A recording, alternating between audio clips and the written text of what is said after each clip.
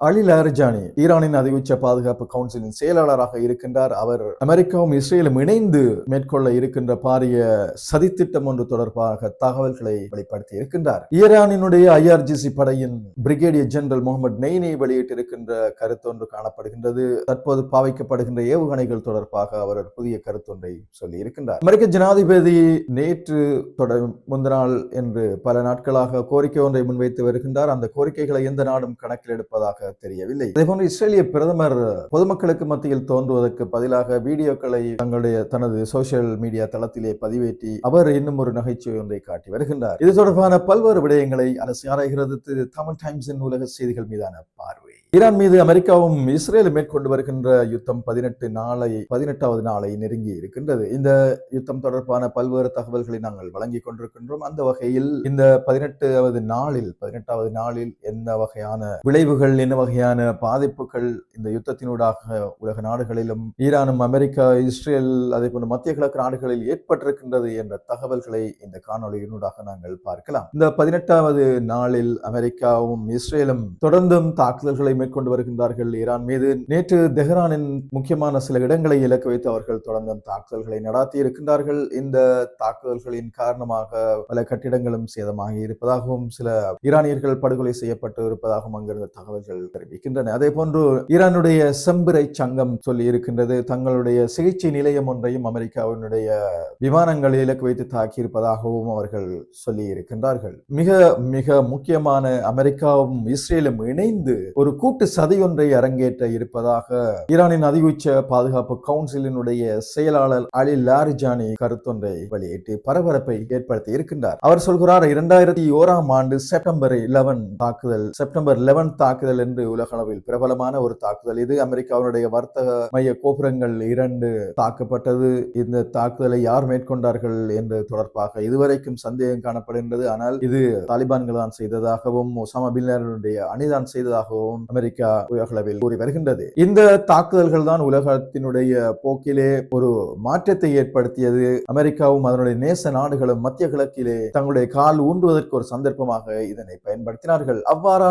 மீண்டும் இவ்வாறான ஒரு தாக்குதல் உத்தி ஒன்றை அமெரிக்காவும் இஸ்ரேலும் மிக விரைவில் அரங்கேற்ற இருப்பதாக தங்களுக்கு செய்திகள் கிடைத்திருக்கின்றன என அலி லாரிஜானி குறிப்பிட்டிருக்கின்றார். எனவே இந்த யுத்தத்தில் தோல்வி ஒன்றை நோக்கி இந்த அமெரிக்க இஸ்ரேல் கூட்டணி சென்று கொண்டிருக்கின்ற போது மீண்டும் உலக நாடுகள் இவர்களுக்கு பின்னால் செல்வது தயாராக இல்லை என்ற ஒரு கருத்தை பரவலாக உலகம் முழுவதும் நாங்கள் காணக்கூடியதாக இருக்கின்ற இந்த சந்தர்ப்பத்தில் இந்த மீண்டும் பிரிந்திருக்கின்ற ஐரோப்பிய தலைவர்களை ஒன்றிணைப்பதற்காக இத்தகைய ஒரு சதித்திட்டம் ஒன்றை இந்த இரு நாடுகளும் அரங்கேற்ற இருப்பதாக தகவல்கள் வெளியாகியிருக்கின்றது. அதில் அவர் குறிப்பிடுகின்ற முக்கியமான ஒரு செய்தி அலி லாரிஜானி சொல்கின்றார், நாங்கள் ஒருபோதும் இத்தகைய தாக்குதல்களை ஒன்றை மேற்கொள்ள மாட்டோம், நாங்கள் அமெரிக்க மக்களுக்கு எதிரானவர்கள் அல்ல என்ற ஒரு கருத்தையும் அந்த தகவலாக அந்த செய்தியில் அவர் பரிமாறி இருக்கின்றார். அதேபோன்று IRGC-னுடைய பிரிகேடியர் ஜெனரல் முகமது நெய்னி ஒரு ஈரான் உள்ளூர் ஊடகம் ஒன்று ஒரு செய்தி நேர்காணலின் போது ஒரு கருத்தை சொல்லி இருக்கிறார். இந்த கருத்தை பார்க்கின்ற போது ஈரானுடைய ஏவுகணை திறன்கள் அதே போன்று அவர்களுடைய ஆளில்லா விமானங்களை ஏவுகின்ற திறன்கள் மீது அமெரிக்க ஜனாதிபதி சந்தேகத்தை ஏற்படுத்தி இருந்தார். ஆனால் இவர் சொல்லி இருக்கின்ற கருத்தை பார்க்கின்ற போது அவர்களுடைய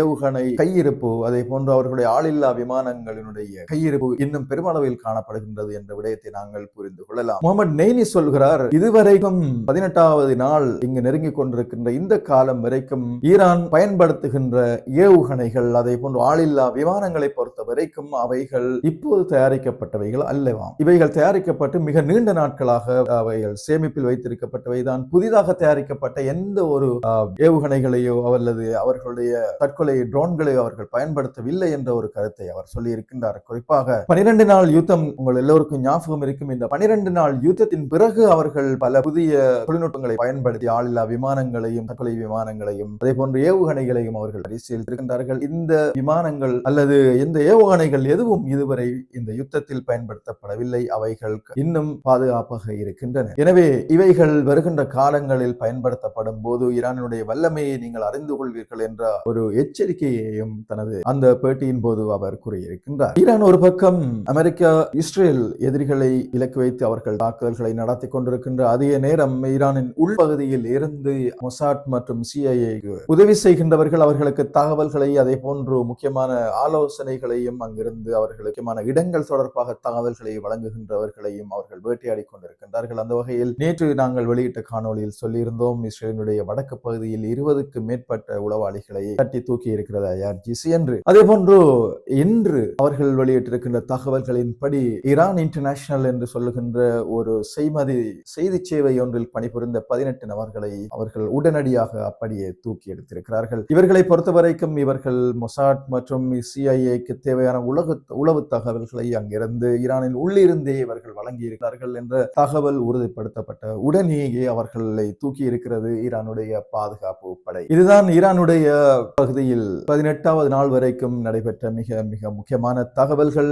இந்த யுத்தத்தின் ஊடாக இதுவரைக்கும் ஈரான் பொதுமக்கள் பாதுகாப்பு படை வீரர்கள் என 1444 பேர் படுகொலை செய்யப்பட்டிருக்கின்றார்கள். அதே நேரம் சுமார் 18,000க்கும் மேற்பட்ட ஈரானியர்கள் காயமடைந்திருப்பதாகவும் படுகாயம் அடைந்திருப்பதாகவும் ஈரானின் உத்தியோகபூர்வ செய்தித்தளங்கள் தெரிவித்து வருகின்றன. அதே போன்று சுமார் 10,000க்கும் மேற்பட்ட பொதுமக்களுடைய கட்டிடங்கள், அரசு நிறுவனங்களுடைய கட்டிடங்களும் சேதமாக்கப்பட்டிருக்கின்றது இந்த யுத்தத்தின் காரணமாக.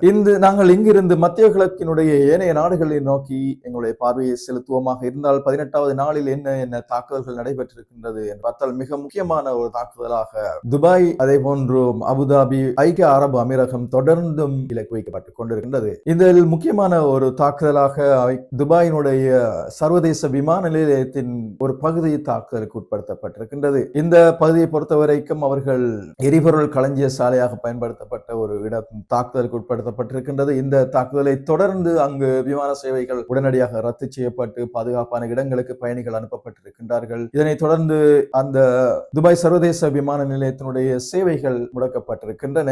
அது மாத்திரமல்லாமல் அபுதாபியில் காணப்படுகின்ற ஃபுரைஜா இண்டஸ்ட்ரியல் ஜோன் என்று சொல்லப்படுகின்ற பிரதேசம் தொடர்ந்தும் தாக்குதலுக்கு உட்படுத்தப்பட்டுக் கொண்டிருக்கின்றது. என்ன காரணம்? தொடர்ந்தும் ஐக்கிய அரபு அமீரகம் இலக்கு வைக்கப்படுகிறது என்பது உங்கள் எல்லோருக்கும் தெரியும். இந்த யுத்தத்தில் இஸ்ரேலுக்கும் அமெரிக்காவுக்கும் உறுதுணையாக ஒரு நின்று கொண்டிருக்கின்றது ஐக்கிய அரபு அமீரகம். ஈரானுக்கு எதிராக அவர்கள் செயற்பட்டுக் கொண்டிருக்கின்றார்கள். எனவே அங்கு ஈரானுக்கு எதிரான திட்டமிடல்கள், அதே போன்று இங்கிருந்துதான் பல தாக்குதல்களும் மேற்கொள்ளப்படுகின்றன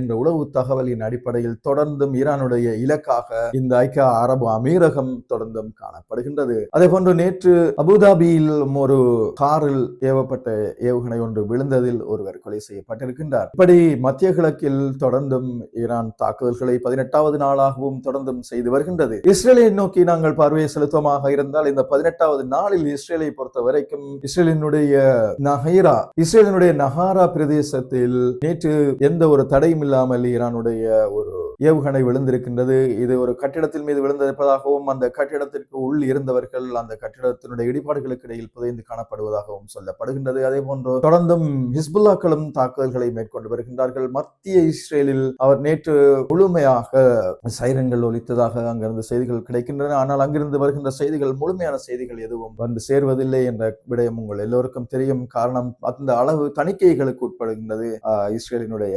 அரசாங்கத்தினுடைய பாதுகாப்பு படையினரால். அமெரிக்க ஜனாதிபதியினுடைய சுய ரூபம் ஒவ்வொரு நாளும் இந்த யுத்தத்திற்கு பின்னர் தெரிய வருகின்றது. பொதுவாக அமெரிக்க மக்களே அமெரிக்க ஜனாதிபதியினுடைய கருத்தை கேட்பதற்கு தயாராக இல்லை, அவருடைய கருத்தை நம்புவதற்கு தயாராக இல்லை என்ற ஒரு செய்தியை நாங்கள் பார்க்கலாம். இந்த யுத்தத்தினுடைய ஒவ்வொரு நாளும் அவர் தகவல்களை வழங்குகின்ற போது அமெரிக்க ஜனாதிபதி டொனால்ட் ட்ரம்ப் சொல்கிறார், ஈரானினுடைய பாதுகாப்பு படையை முதுகை முறித்து விட்டோம் என்று சொல்கிறார், அவர்களுடைய கப்பல் படையை முழுமையாக அழித்து விட்டோம் என்று சொல்கின்றார், ஏவுகணை ஏவுகின்ற தளங்களை நாங்கள் 90% அங்கிருந்து அழித்து விட்டோம் என்று சொல்கிறார். ஆனால் ஹொர்முஸ் ஜலசந்தியினூடாக இதுவரைக்கும் ஒரு கப்பலை கூட அவரால் கொண்டு வர முடியாமல் இருப்பது பெரும் ஏமாற்றத்தையும் அதே போன்று இவருடைய தகவல்களில் இருக்கின்ற நம்பகமற்ற தன்மையையும் உலகத்திற்கு வெளிச்சம் போட்டு காட்டியிருக்கின்றது. ஒவ்வொரு நாடுகளையும் காலை பிடித்து கெஞ்சுகிறார், உடனடியாக நீங்கள் எல்லோரும் உங்களுடைய யுத்த கப்பல்களை கொண்டு வந்து ஹொர்முஸ் ஜலசந்தியை நீங்கள் ஈரானின் பிடியில் இருந்து மீட்டு தாருங்கள் என்று சொல்லுகிறார், கெஞ்சுகிறார். காரணம், இந்த ஹொர்முஸ் ஜலசந்தியின் மீதான ஈரானுடைய